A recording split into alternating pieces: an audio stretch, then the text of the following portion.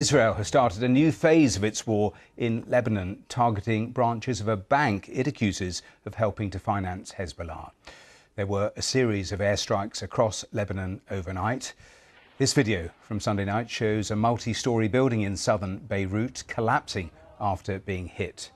Huge blasts were also seen in the vicinity of Beirut airport just minutes before a plane was due to arrive from Dubai.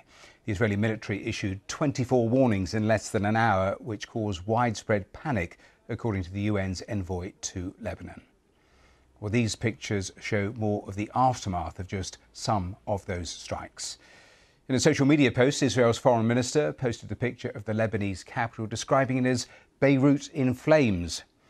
Meanwhile, the US Special Envoy has travelled to Lebanon and says talks are underway to end the conflict between Israel and Hezbollah once and for all.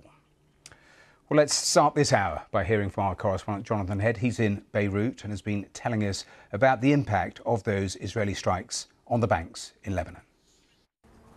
We haven't had reports of a lot of casualties. There were extensive warnings given by the Israelis last night, saying they were now moving on essentially from bombing bunkers to bombing banks. They said we're now targeting the financial underpinnings of Hezbollah, and they named the bank. Everyone knows where the branches are. There was actually some panic last night in Beirut once the warnings came. People who lived anywhere near those banks trying to get out, traffic jams.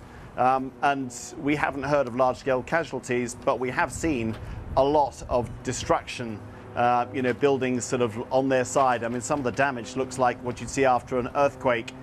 So 11 strikes here in Beirut, 5 in other parts of the country. And given that this bank has a lot of branches, I mean 36 I think across the country, and we think only 6 bank branches were destroyed last night, our assumption is that this campaign against, more against Hezbollah's civilian infrastructure, if you like, and remember its financial underpinnings are very important because it's seen very much, it's a political force here in Lebanon. It's also a source of welfare for Lebanese people. It's often quite generous, considered better than the state at helping particularly displaced people. So Israel calculates if it can really damage that financial infrastructure, it'll be able to start diminishing Hezbollah's political presence in this country.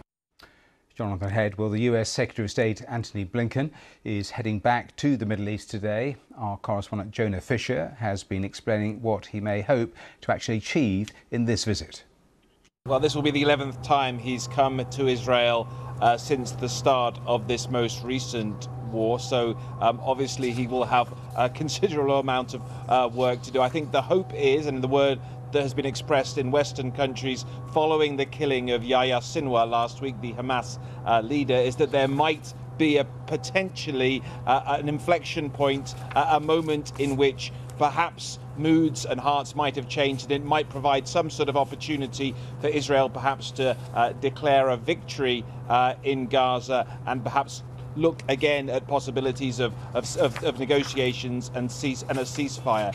In fact, I think in what we've heard in the last few days here in Israel from the Israeli Prime Minister Benjamin Netanyahu, the fact that his private residence came under a drone attack at the weekend as well, it does seem like the mood here at the moment is not one of pulling back, of moving towards negotiations. I think the Israelis think that they're on a bit of a roll, to be quite frank, that they managed to kill Yahya Sinwar, that they've had success in Lebanon in terms of taking out Hezbollah leaders, and certainly the sense one gets from looking at what they're doing, both in South Lebanon and in Gaza. There were more operations taking place in northern Gaza this morning, is that they think there is still more to be done, more of their objectives to be reached. So Antony Blinken will be here tomorrow to talk to the Israelis. He will then go all round the region talking to various other countries and interested parties. But I think he will have his work cut out trying to bring people together and trying to get a negotiation process going.